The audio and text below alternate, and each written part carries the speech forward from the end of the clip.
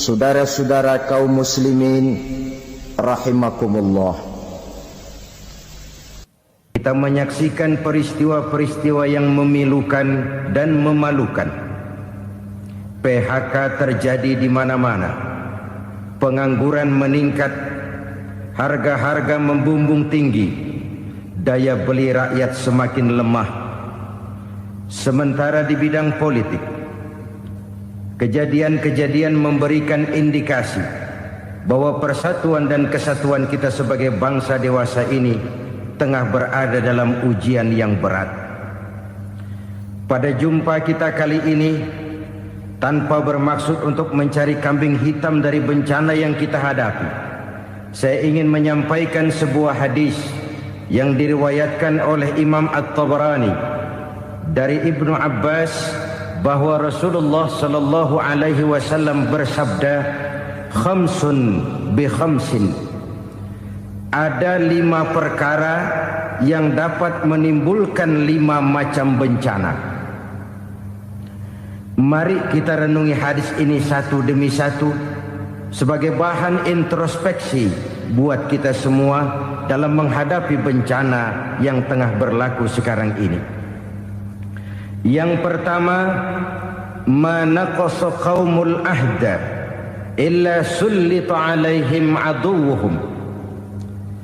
Apabila suatu kaum sudah mengingkari janjinya, maka mereka pun akan dikuasai oleh musuh-musuh mereka. Sederhana saja nampak kalimat dalam hadis ini. Apabila orang sudah mengingkari janji, mereka akan dikuasai oleh musuh-musuh mereka sendiri. Dan musuh kita yang paling utama saat ini adalah kemiskinan dan kebodohan. Kenapa itu terjadi? Karena kita mengingkari janji kita sendiri. Di saat awal-awal berdirinya Orde Baru, kita pernah berjanji untuk melaksanakan Pancasila dan Undang-Undang Dasar 45 secara murni dan konsekuen. Kita berjanji bahwa kita akan menegakkan pemerintah yang bersih dan berwibawa. Itu semua pada permulaannya. Waktu demi waktu berjalan, kita lupa dengan janji yang kita ucapkan itu. Ketuhanan yang Maha Esa kita ucapkan, tapi kesetanan yang luar biasa yang kita lakukan. Kemanusiaan yang adil dan beradab yang kita dengungkan, tetapi kemanusiaan zalim dan biadab yang kita praktekkan. Sederhana saja saudara, hampir setiap pejabat pada posisi-posisi kunci, di awal-awal ia memangku jabatan itu, biasanya ia mengucapkan sumpah dengan lafaz demi Allah, bahwa dalam melaksanakan jabatan ini saya tidak akan menerima hadiah atau pemberian dalam bentuk apapun. Itu pada permulaannya. Lama-lama rupanya hadiah itu asik juga, mulai diterima. Lama-lama dirasa kurang, mulai menagih. Dan akhirnya terjadilah praktek yang disebut suap menyuap, semir menyemir, dan lain sebagainya. Kalau ini sudah menjadi kenyataan, bagaimana kita mau menegakkan pemerintah yang bersih dan berwibawa? Undang-Undang Dasar 45 menyatakan bahwa bumi, air, dan seluruh kekayaan negara dikelola oleh negara bagi sebesar-besar kemakmuran rakyat. Yang terjadi adalah bahwa kita merasa mewakili rakyat untuk menikmati harta dan kekayaan negara, sehingga rakyat banyak tidak bisa ikut menikmatinya. Menumpuklah harta itu sehingga terjadilah pepatah, gunung ditimbun, sumur digali. Yang kaya semakin kaya, yang miskin semakin terpuruk. Kita ingkar dengan janji yang kita ucapkan di awal-awal kita bergerak. Kita ingkar dengan janji pada saat kita mengatakannya dengan menyebut nama Allah, dengan mempertaruhkan nama Tuhan. Sehingga pada akhirnya jabatan pun mengalami tender. Sudah menjadi rahasia umum. Orang mau jadi lurah mesti mengeluarkan uang. Mau jadi camat mesti mengeluarkan uang. Mau jadi wali kota, bupati, bahkan gubernur, itu ada pasarannya. Secara logika, Kalau orang memperoleh satu jabatan karena banyak mengeluarkan uang, tentu pada saat ia mengeluarkan uang, ia sudah punya pemikiran, modal pasti pulang, modal pasti kembali.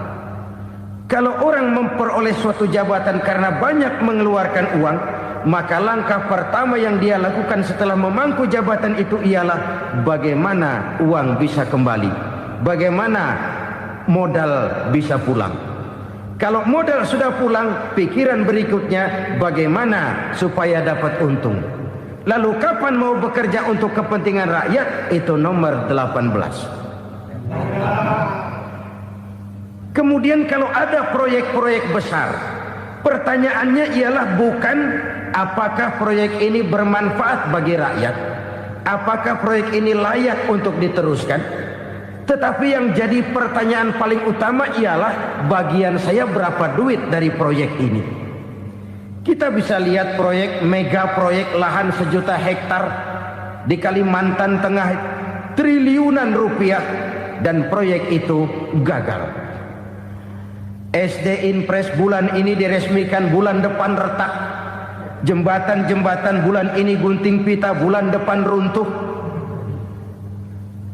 Kita ingkar dengan janji. Kita berkata kita bekerja untuk kepentingan rakyat, tapi kita tidak pernah mengenal rakyat itu. Apabila suatu kaum sudah mulai mengingkari janji, maka mereka akan dikuasai oleh musuh-musuh mereka. Akibatnya tersusunlah barisan-barisan sakit hati, yang makin lama makin menjadi bola salju, menggelinding membesar, dan kemudian terjadilah hal-hal yang tidak kita inginkan lagi. Apabila suatu kaum sudah mengingkari janji, maka mereka akan dikuasai oleh musuh-musuh mereka. Ini penyebab bencana yang pertama. Kita tidak konsekuen. Tadinya kita dengan lantang teriak-teriak berantas korupsi, ganyang korupsi. Pada waktu kita belum mendapat kesempatan. Setelah kita naik punya kesempatan, rupanya korupsi enak juga dirasa. Terjadi pergeseran nilai, orang luntur, kehilangan idealisme awal. Lalu untuk menghibur diri, menutup kesalahan, kita gunakanlah pepatah bahwa tidak ada gading yang tak retak, bahwa kita harus mikul dhuwur mendem jero. Itu semua cuma sebagai dalih agar kesalahan kita tidak dibicarakan orang lain. Padahal kita sendiri yang mengingkari janji. Kita yang keluar dari komitmen awal kita. Kita berjanji melaksanakan Pancasila dan Undang-Undang Dasar 45 dengan murni dan konsekuen. Kita berjanji untuk menegakkan pemerintah yang bersih dan berwibawa. Namun dalam kenyataannya itu tidak kita laksanakan dengan sebagaimana mestinya. Kita bergeser, kita mengalami proses degradasi, peluncuran nilai, dan akhirnya terbentuklah barisan-barisan sakit hati yang semakin lama semakin membesar itu. Kita harus introspeksi. Memang kalau zaman sedang susah, biasanya kambing hitam laris, tukang kompor gentayangan. Itu dari dulu selalu mencari kambing hitam. Karena itu kita tidak bicara orang, kita tidak bicara siapa yang salah. Kita bicara sistem, dan sistem itu bisa mengena siapa saja. Kalau orang sudah mulai mengingkari janji, bergeser dari komitmen awal, itu sudah mulai ia mengalami proses peluncuran, proses degradasi. Ini penyebab yang pertama. Kita tidak lagi konsekuen bahwa bumi, air, sumber daya alam adalah milik negara, dikuasai oleh negara, digunakan bagi sebesar-besar kemakmuran rakyat. Ternyata rakyat yang makmur itu tidak merupakan gambaran yang menyeluruh dari rakyat kita. Undang-undang dasar kita menganut ekonomi kekeluargaan, tapi yang kita praktekkan adalah ekonomi keluarga. Kalau bukan keluarga nggak dapat proyek. Kalau bukan keluarga nggak dapat macam-macam. kekeluargaan kita rubah menjadi keluarga. Timbullah penyakit nepotisme. Kita bergeser, kita ingkari janji, dan kita anggap kita atasnamakan rakyat. Rakyat cuma sekedar jadi address, rakyat cuma sekedar jadi alamat, tetapi kehidupan mereka tidak banyak berubah dan tidak banyak terangkat. Kaum muslimin rahimakumullah, ini penyakit yang pertama, penyebab bencana yang pertama. Yang kedua kata Nabi, wa ma hakamu bighairi ma anzalallah. Apabila hukum yang diterapkan sudah tidak lagi bersumber dari hukum Allah, illa fasha fihimul faqru, maka akan bertebaranlah kemiskinan di mana-mana. Ini artinya apa? Apabila hukum tinggal sebuah stempel, apabila hukum sudah diatur menurut kepentingan, apabila hukum sudah tidak lagi ditegakkan secara adil, maka kemiskinan merambah di mana-mana. Hukum diatur menurut selera orang yang sedang berkuasa, maka yang benar bisa jadi salah, yang salah bisa jadi benar. Hukum dalam kenyataan hidup berlaku seperti pisau. Pisau itu kan saudara lihat, yang namanya pisau dimanapun itu tajamnya ke bawah, ke atas tumpul. Kalau hukum itu, kalau untuk rakyat, hukum itu tajam bukan main, cepat sekali dilaksanakan. Tapi giliran menengah ke atas, yang gedean dikit berbuat salah, hukum tompul. Hukum pura-pura tidak dengar, akibatnya terluka rasa keadilan rakyat. Satu kasus rakyat diam, dua kasus rakyat diam, tiga kasus rakyat diam, kasus terakumulasi di hati rakyat. Luka rasa keadilan, dan itu menjadi sumber bencana. Penjarahan, kita tidak setuju itu, tapi kita harus melihat kausalnya. Itu kan tidak berdiri sendiri. Itu kan karena terlukanya rasa keadilan rakyat, melihat kesempatan ini tidak merata. Kalau rakyat ini yang ngajukan kredit ke bank, walaupun jumlahnya cuma jutaan, ratusan ribu, susahnya 17 setan. Tapi ada orang-orang tertentu yang agunannya palsu, jaminannya palsu, bawa kata belece, bukan cuma miliaran, triliunan kredit bisa keluar. Terluka rasa keadilan, hilangnya kesempatan. Rakyat cuma dapat kesempitan, jarang dapat kesempatan. Dari lukanya rasa keadilan ini, memang ya entah lipstik, entah basa-basi, dibentuklah tim ini, dibentuklah badan pengawas ini, dibentuklah tim ini. Kalau membentur tahu, hancur tahu.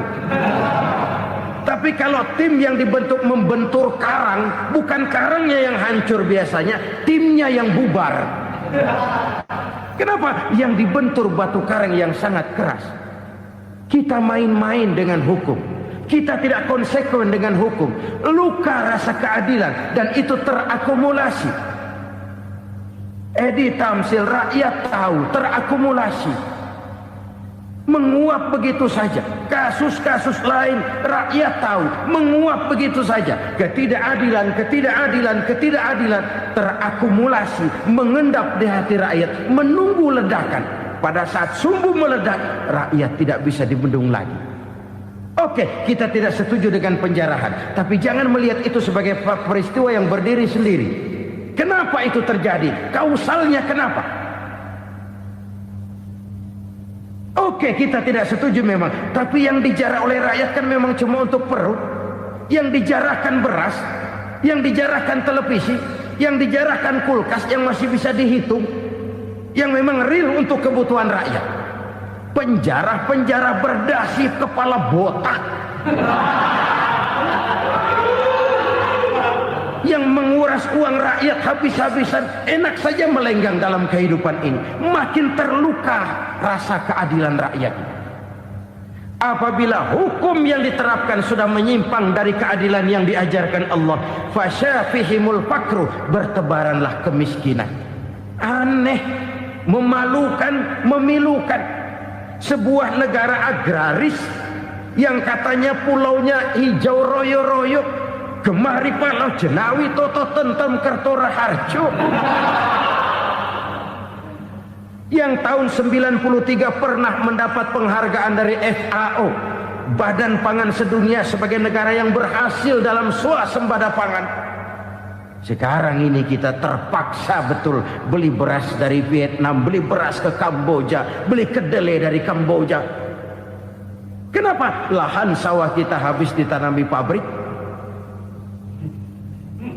Teknologi kita, teknologi loncatan yang non-applied, tidak terpakai oleh kita. Lantas lahan yang tidak bisa kita tanami, kita paksakan lahan-lahan gambut menjadi tanah pertanian yang subur dengan biaya triliunan, dan kita gagal.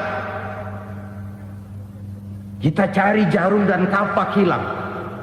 Kita mau jadi negara industri dengan loncatan teknologi yang maju, kita lupakan pola pijak kita sebagai negara agraris, dan akhirnya kita kecolongan. Lihatlah dewasa ini. Rakyat kita antri sembako di mana-mana. Di sebuah negara agraris, ketidakadilan melahirkan kemiskinan. Kemiskinan moral dan kemiskinan material. Kemiskinan moral, rakyat nggak percaya lagi sama pejabat. Rakyat mengalami krisis figur. Orang ala lu ngomong dah main ember.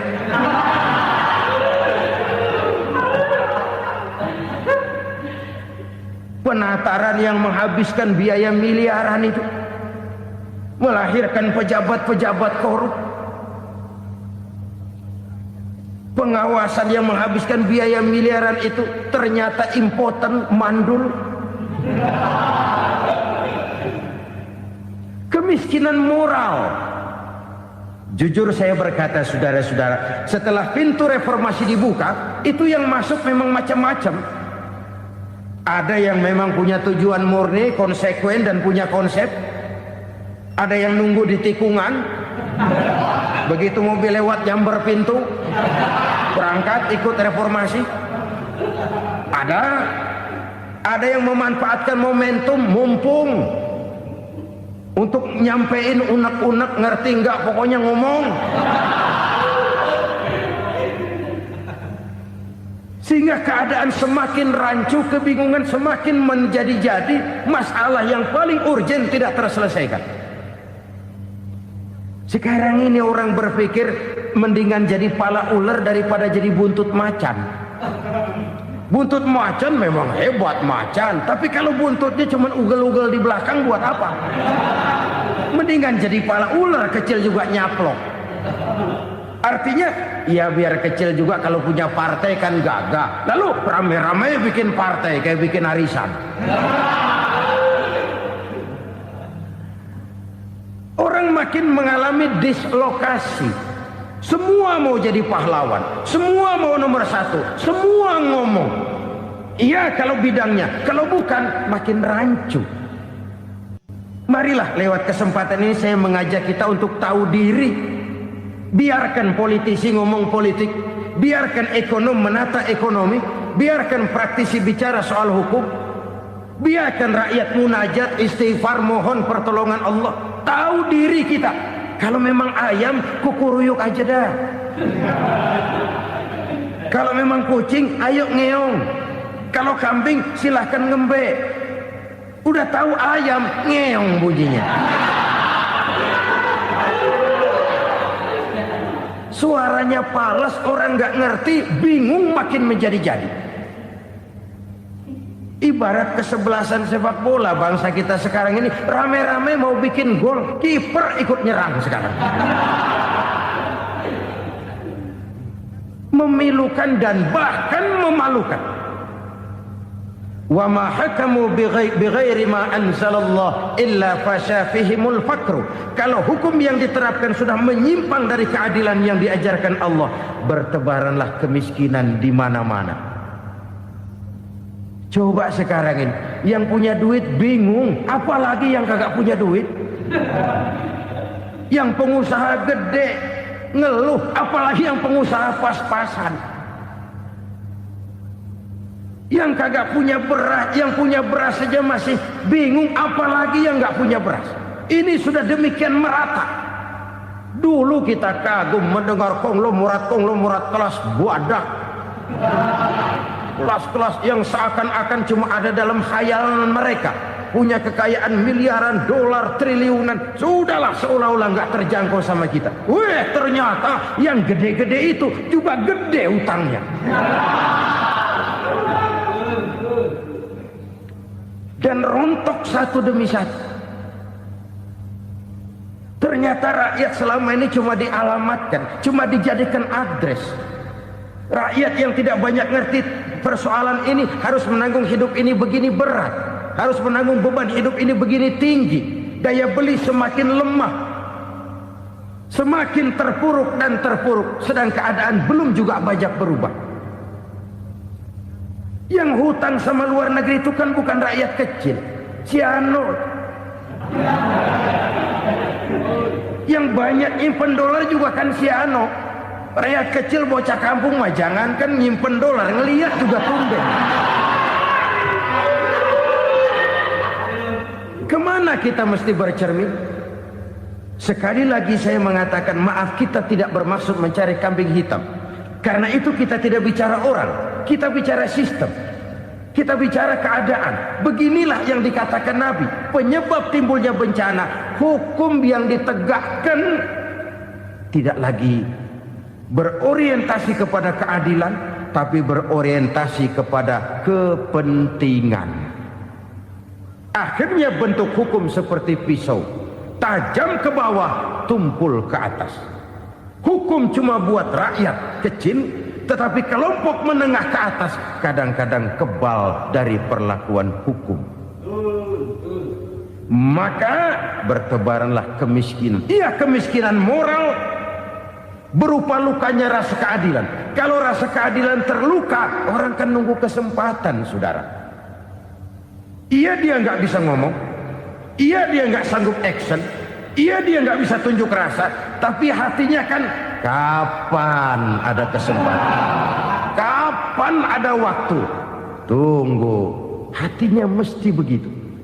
Sehingga begitu ada kesempatan, terjadilah hal-hal yang tidak terhindarkan. Dan itu ekses, bukan reformasi. Jangan seperti sebuah dialog saya dengan seorang abang beca. Saya bertanya, bang, iya, abang tahu nggak reformasi? Tahu. Ustadz, apa? Pembakaran. Terus penjarahan. Lalu perkosaan. Itu reformasi. Itu yang saya lihat. Nah, itu yang dia lihat. Saya tentu tidak menyalahkan abang beca kita, karena memang itu yang dia lihat dan sejauh itu wawasannya. Tapi ini indikasi bahwa banyak rakyat kita yang belum bisa menggunakan kebebasan secara bertanggung jawab. Padahal kebebasan tanpa tanggung jawab tirani. Sebuah contoh gampang-gampangan. Saya beli radio, saya setel di kamar saya, lalu saya bilang, ini radio gue. Yang beli gue, pakai duit gue setel di kamar gue, sekeras-kerasnya, gak ada urusan sama orang lain. Itu kata saya. Tetapi tetangga saya sebelah rumah kan boleh juga ngomong begitu. Kata tetangga saya, ini mata gue, yang ngantuk gue tidur di kamar gue, kenapa suara radio lu nyampe kemari? Artinya apa ini? Kebebasan saya nyetel radio dibatasi oleh kebebasan tetangga saya yang mau tidur. Tidak ada kebebasan mutlak. Kebebasan mutlak tanpa tanggung jawab kembali akan melahirkan tirani, kembali akan melahirkan pemaksaan kehendak. Dan itu lagi-lagi bukan demokrasi. Saudara-saudara kaum muslimin rahimakumullah. Ini penyakit yang kedua, lukanya rasa keadilan, terutama di kalangan rakyat kecil. Itu mengendap menjadi akumulasi dan menunggu giliran kapan bisa dimuntahkan.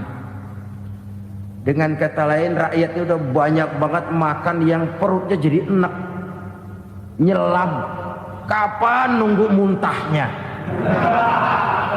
Udah begini banyak akumulasi yang mereka pendam di perut ini, sehingga ketika terjadi kesempatan itu sudah tidak terkendalikan lagi. Kita out of control. Saya tidak mentolerir sikap-sikap kekerasan. Bahkan saya lebih cenderung bahwa kalau di rumah kita banyak tikusnya, tikusnya saja racuni, jangan rumah dibakar. Bahwa ada korupsi, iya. Ada kolusi, memang. Ada nepotisme, tentu. Tetapi tikusnya saja racuni. Jangan rumah dibakar. Masa mau ngusir tikus bakar rumah? Tikusnya lari, tikusnya selamat, rumahnya ewes-ewes.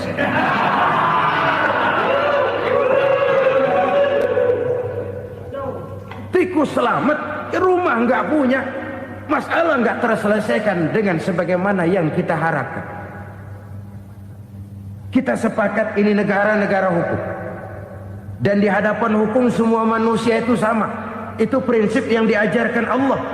Al-musawat bainan nas fi takalifil ahkam. Semua manusia sama dalam berhadapan dekat dengan hukum Allah Subhanahu wa taala. Kalau hukum sudah pandang bulu, itu jelas yang enak yang banyak bulunya. Siapa yang banyak bulunya? Monyet. Kalau hukum pandang bulu, monyet keenakan. Saudara-saudara kaum muslimin rahimakumullah, introspeksi. Mari kita bercermin bagaimana perjalanan hukum selama ini. Kalau introspeksi ini kita temukan, lalu ada upaya untuk memperbaiki diri. Jangan menggunakan tak ada gading yang tak retak, mikul duwur mendem jero untuk menutup-nutupi kesalahan orang. Padahal kesalahan itu sedemikian besar. Padahal rakyat kita tiap hari antri sembako. Ada yang sehari sekali makan, ada yang makan sudah bercampur tiwul, ada yang nasi sudah dicampur pisang, balik jadi orok lagi. Macam-macam upaya rakyat untuk menangsal perut ini. Lalu rakyat ditenang-tenangkan, lebih baik puasa Senin Kemis sambil menghadapi krisis ekonomi. Kenapa rakyat yang disuruh puasa? Kenapa bukan pejabatnya yang puasa lebih dulu untuk kemakmuran rakyat? Kalau rakyat yang memang perutnya udah gepeng disuruh puasa, makin krempeng perutnya. Artinya pejabat harus punya sense of politics. Ya, tidak, puasa itu kan tidak cuma Senin Kemis saja. Puasa itu puasa perasaan, puasa menghargai perasaan yang sedang kondisi yang sedang dihadapi oleh rakyat. Bagaimana rakyat yang tengah antri sembako melihat pejabatnya lewat dengan mobil yang harganya sampai 1 miliar. Oh, inilah pemimpin saya. Luka lagi rasa keadilannya. Kita tidak tenggang rasa. Puasa dalam artian itu pun akan menolong menegakkan semangat kebersamaan, membentuk semangat kebersamaan. Saudara-saudara kaum muslimin rahimakumullah, penyebab bencana yang ketiga dikatakan oleh baginda Nabi, wala dhaharat fihimul fahishatu illa fasha fihimul maut. Apabila kekejian telah merajalela, maka maut bertebaran di mana-mana. Kita renungi butir kalimat dalam hadis ini. Apabila kekejian telah merajalela, maut bertebaran di mana-mana. Begitu murah arti sebuah kehidupan. Penjarahan untuk hal-hal yang kecil tapi sampai mengorbankan nyawa. Apabila kekejian sudah terjadi di mana-mana, maut pun bertebaran. Maut dalam arti berpisah ruh dengan jasad, tapi juga maut dalam arti orang bisa mati karirnya, orang bisa mati usahanya, orang bisa mati kesempatannya karena perbuatan-perbuatan keji yang selama ini tidak terbendung. Lahirlah teori mafia. Siapa yang kuat, dia yang berkuasa. siapa yang lemah dia menjadi mangsa. Proyek-proyek besar yang menang tender itu ya dari itu ke itu saja. Yang pengusaha-pengusaha tidak punya koneksi, tidak bisa bayar komisi, dapat proyek tetelan. Ada dagingnya, dikit namanya juga tetelan. Dagingnya sudah habis disantap oleh meja. Sekian puluh meja dilalui, sekian puluh amplop dikeluarkan. Sehingga yang akhirnya ya tinggal tetelan itu tadi. Maka kualitas pekerjaan pun sudah bukan lagi jadi masalah. Demikianlah mafia-mafia ini bermunculan di mana-mana. Di pengadilan terkenallah mafia pengadilan. Hukum bisa dibeli, hukum bisa dipesan menurut kebutuhan sponsor. Mafia peradilan, mafia politik, mafia ekonomi, bahkan mafia agama yang menggunakan agama sebagai kedok, menggunakan agama sebagai dalih, menggunakan agama sebagai topeng untuk melancarkan maksud-maksud politiknya pun tidak tertutup kemungkinan. Apabila kekejian telah merajalela, maut bertebaran di mana-mana. Korupsi, kolusi, nepotisme itu bagian dari kekejian. Kita selama ini kalau mendengar maksiat, itu yang terbayang cuma judi, mabuk, zina. Iya itu maksiat. Tapi korupsi, kolusi, nepotisme itu juga maksiat dalam bentuk lain. Kalau ini sudah bertebaran, maka maut terjadi di mana-mana. Jangan bayangkan cuma mati orangnya, itu sih kewajiban. Yang menyakitkan itu orangnya masih hidup tapi dibikin mati. Karirnya mati. Kenapa? Karena yang diperlukan bukan cuma orang pinter tapi orang taat. Biar pinter, kalau nggak taat minggir. Biar bodoh, kalau taat bisa nyenangin atasan, bisa nyemur. Kumaha juragan wae ayo nama. Itu yang kadang-kadang dapat penghargaan. Tidak ada prestasi kerja kecuali bikin senang orang di atas. Kita lihat di desa-desa jalan rusak. Kalau ada berita pejabat anak mau turun, jalan rata sekali. Sampai tanah dari mana aja dikeruk buat ngeratain tuh jalan. Pejabat pulang legok lagi jalanan. Katanya kita kerja buat rakyat, nyatanya kita cuma melayani atasnya. Kenapa? Terjadi lingkaran setan. Seperti kata lagu Dul Sumbang itu. Mahasiswa takut sama dosen, dosen takut sama dekan, dekan takut sama rektor, rektor takut sama menteri, menteri takut sama presiden, presiden takut sama mahasiswa. Lemuter balik lagi. Lingkaran setan. Lingkaran setan. Saudara-saudara kaum muslimin rahimakumullah. Kekejian yang merajalela, praktek-praktek mafia yang tertuang dalam kehidupan sehari-hari menyebabkan orang mati karirnya, jasad masih hidup, karir mati, itu menyakitkan. Mati bisnisnya. Rakyat kecil pernah senang ketika cengkeh booming, harganya bagus, rakyat banyak yang pergi haji. Lalu mau ditata, lahir tata niaga cengkeh, malah amburadul. Harga cengkeh jatuh, petani cengkeh kecil menjerit. Siapa yang untung? Segelintir orang. Masihkah kita pakai atas nama rakyat untuk kepentingan nasional? Padahal yang nyanyi cuma segelintir orang.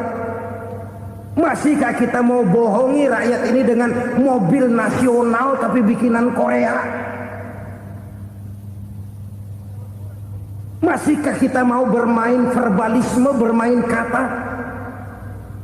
Ini sebuah masa lalu yang tidak perlu terulang lagi untuk masa-masa yang akan datang. Kekejian merajalela, orang mati karir. Bisa mati usaha, mati bisnis. Usahanya maju, dirangkul, hancur. Usahanya maju, dipukul, hancur, tenggelam. Bahkan yang memilukan dan memalukan badan-badan usaha milik negara itu dikebiri sedemikian rupa sehingga tidak menghasilkan hal-hal yang bermanfaat buat negara. Saudara-saudara kaum muslimin rahimakumullah, kalau nafsu yang sudah mengatur itu semua, maka kekejian pun merajalela. Orang sudah pakai teori mafia, yang kuat dia yang menang, yang kuat dia yang berkuasa, yang lemah silakan minggir di sudut-sudut kehidupan. Kalau kekejian seperti ini merajalela, maut bertebaran di mana-mana. Banyak orang mati karirnya, banyak orang mati usahanya, banyak orang mati imajinasinya. Sekarang ini dalam dunia seni, yang banyak karyawan seni, bukan seniman. Seniman itu kan dilahirkan. Lain seniman, lain karyawan seni. Sekarang yang banyak karyawan seni, bukan seniman. Mati karir, mati imajinasi, mati improvisasi. Sehingga kehidupan persis sinetron. Sinetron itu yang kita lihat rumah mewah, yang kita lihat rumah bagus. Gak pernah kita lihat di sinetron kita ini rakyat antri sembako.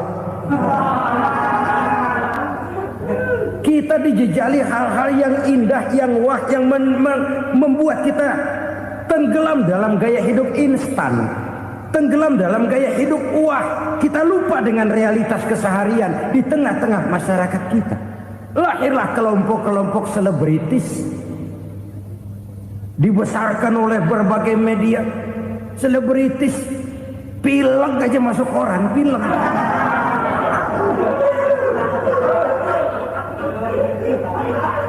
Rakyat yang pingsan antri beras nggak masuk koran. Rakyat yang semaput antri minyak nggak masuk koran. Selebritis panok masuk koran.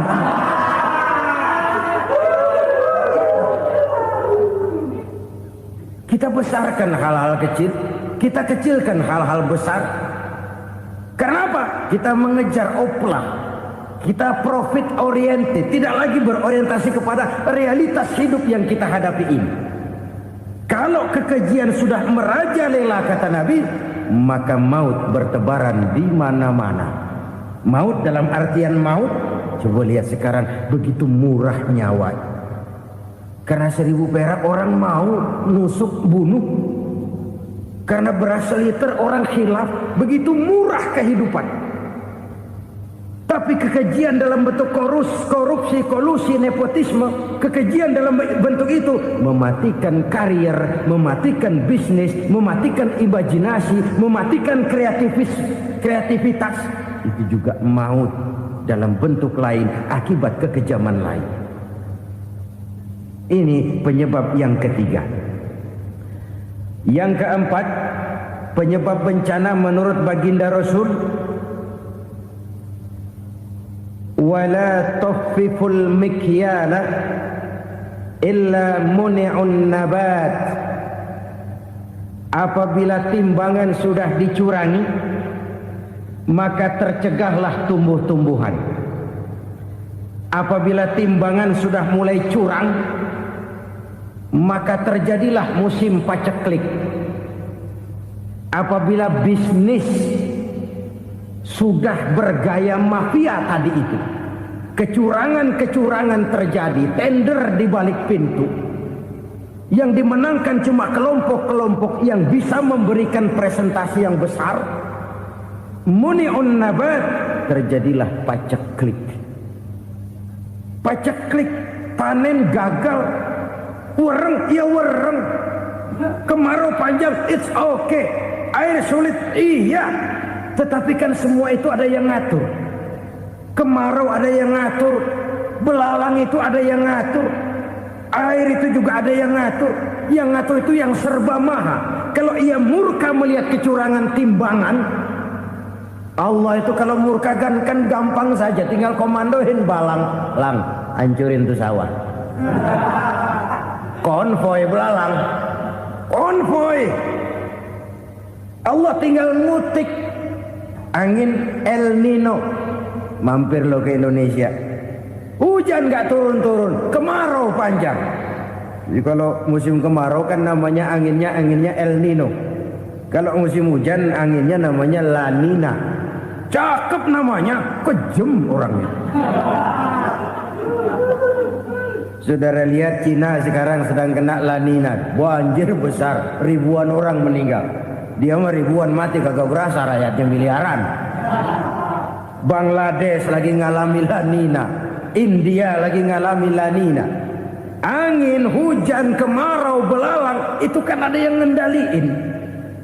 Kuncinya bukan di belalangnya, kuncinya bukan di peredaran matahari berputar, kuncinya di atas yang mengatur semua itu.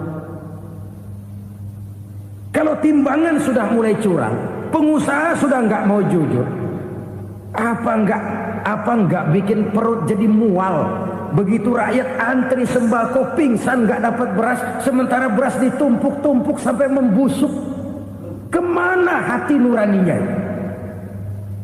Kemana akal pikirannya? Kemana mereka yang berbuat atas nama rakyat tapi melihat rakyat susah tidak tergerak hatinya?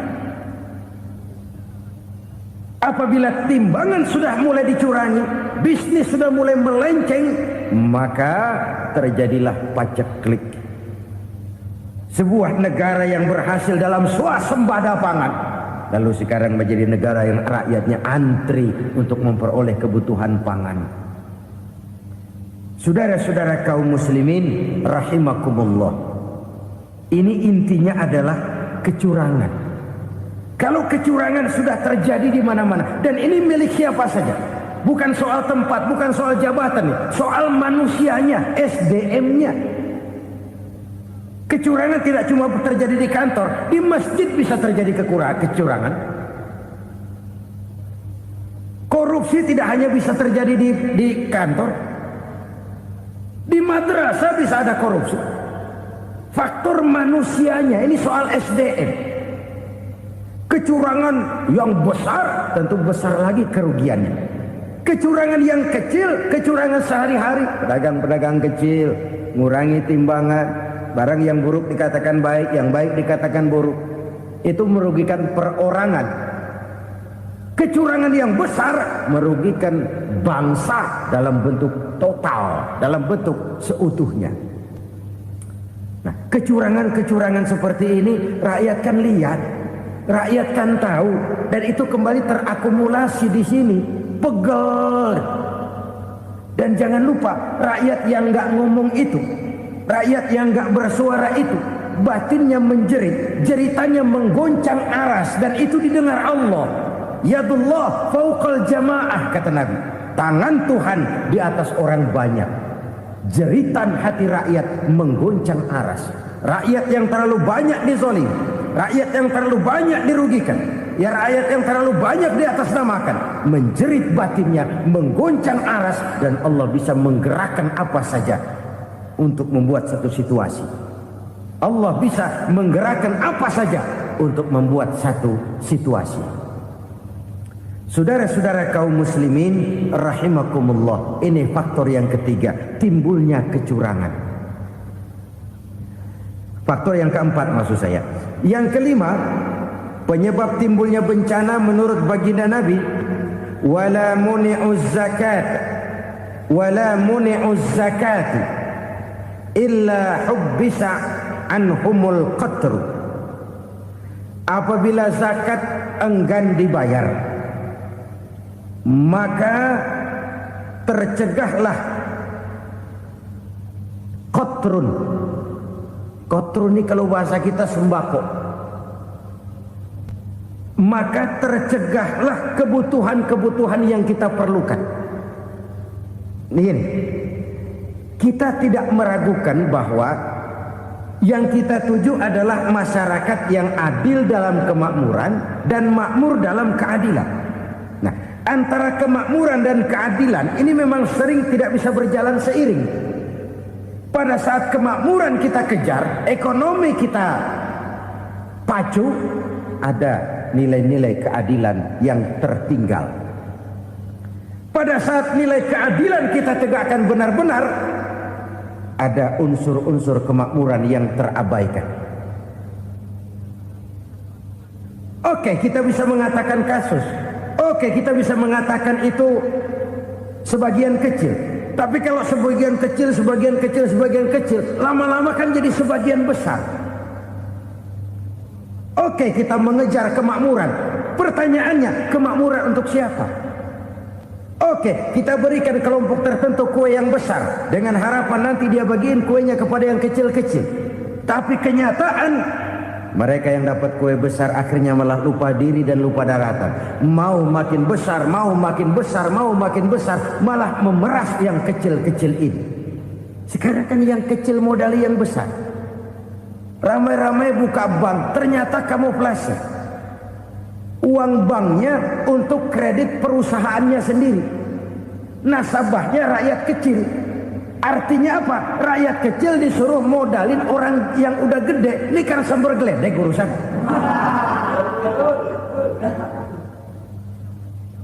Ini kan permainan apa lagi? Rakyat kecil suruh modali yang gede. Nasabahnya rakyat kecil, kumpulkan uangnya di bank, kucurkan kredit kepada perusahaannya sendiri. Bukankah itu rakyat kecil suruh modali yang gede?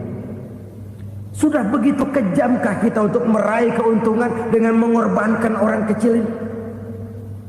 Sudah tidak bicara lagi kah nurani kita melihat penderitaan orang yang semakin susah ini?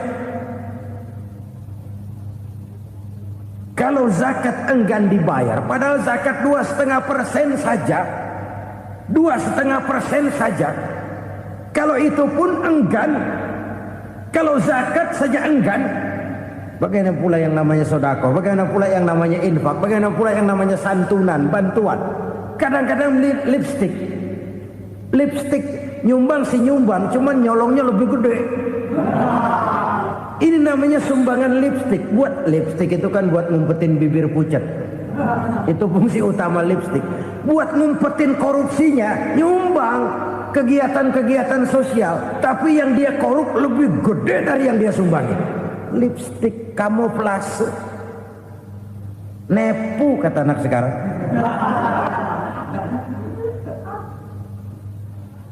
Saudara-saudara kaum muslimin rahimakumullah. Demikian berat kewajiban zakat ini sampai di zaman Sayyidina Abu Bakar pernah keluar komando perangi orang yang enggan membayar zakat. Perangi. Karena fungsi zakat adalah menjembatani antara si kaya dengan si miskin. Bahwa ada kemiskinan itu Qur'ani. Allah menyatakan, aku melebihkan rezeki sebagian kamu dari yang lain. Ini kan kesenjangan. Allah melebihkan rezeki sebagian kamu dari yang lain. Ada itu. Tetapi itu berjalan secara nature. Nah, kalau direkayasa, yang kaya semakin kaya, yang miskin semakin terpuruk, yang sudah besar dapat proyek besar, yang kecil dapat tetelan. Ini kan rekayasa namanya. Kesenjangan yang direkayasa ini yang kita harus kikis. Nah, fungsi zakat menjembatani dari sisi sosial. Dari sisi pribadi, Nabi berpesan, zakku amwalakum biz zakat. Bersihkan hartamu dengan zakat. Sekarang ada istilah nyuci uang. Uang hasil korupsi itu bisa dicuci, dijadikan uang bersih. Bukan pakai rinso, bukan. Pakai politiknya koruptor, diolah sedemikian rupa sehingga jadi uang resmi. Sudah memutik, itu termasuk yang disebut kejahatan kerah putih, white collar crime. Kejahatan kerah putih, kejahatan pakai dasi, kejahatan kelas kakap. Makanya orang mendingan goblok kagak bener daripada pinter kagak bener. Goblok kagak bener itu gampang ngurusinnya. Pinter kagak bener, ini yang berabe bener ngurusinnya.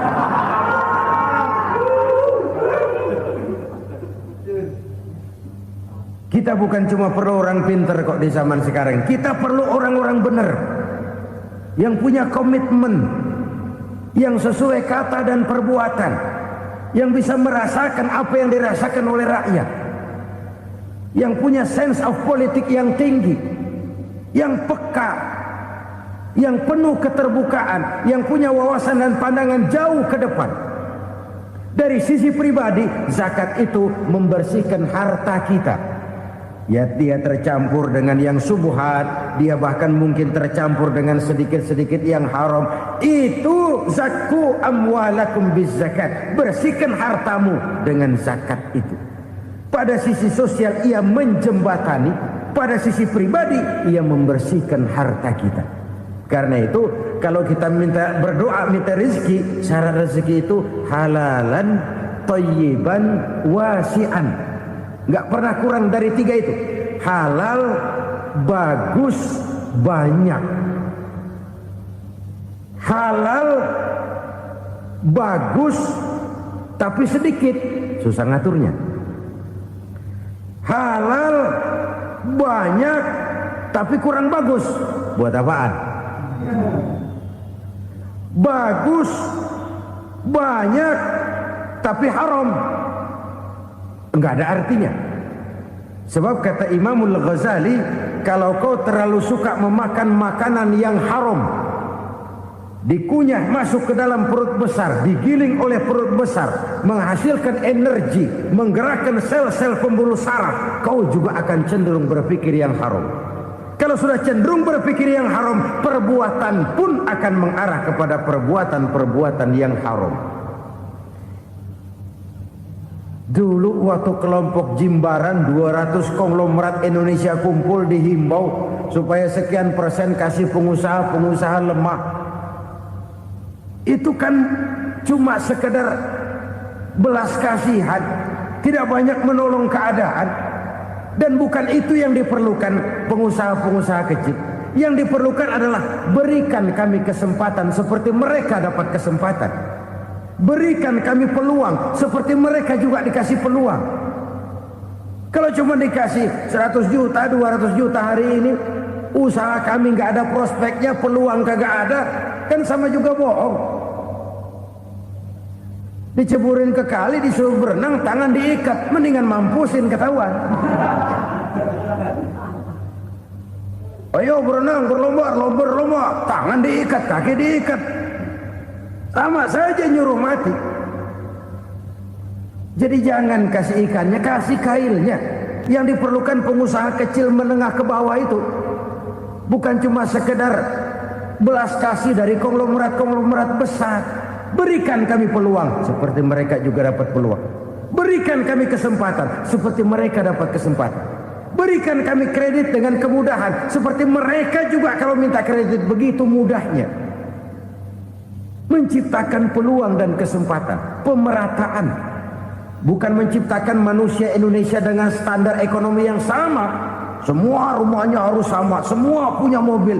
Itu sih kebersamaan bebek.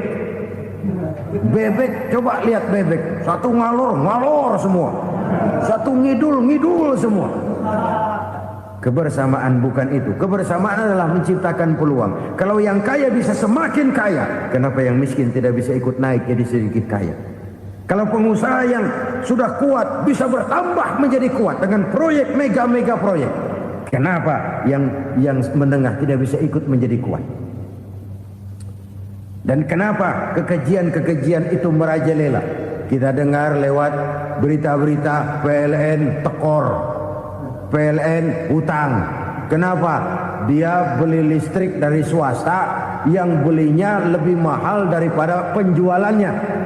Artinya dia beli itu listrik dari perusahaan listrik swasta, dia jual kepada rakyat lagi. Harga jualnya lebih murah daripada dia beli kepada swasta. Kenapa? Ada tekanan lagi tuh. Biasa siklus lagi. Hukum Boyle. Atas neken, paling bawah gepeng. Ya kita nih rakyat kecil, emang nasibnya gepeng terus. Saudara-saudara kaum muslimin rahimakumullah. Dari 5 penyebab bencana ini kita ambil kesimpulan untuk sebuah renungan dan introspeksi kita bersama. Pertama, mengingkari janji.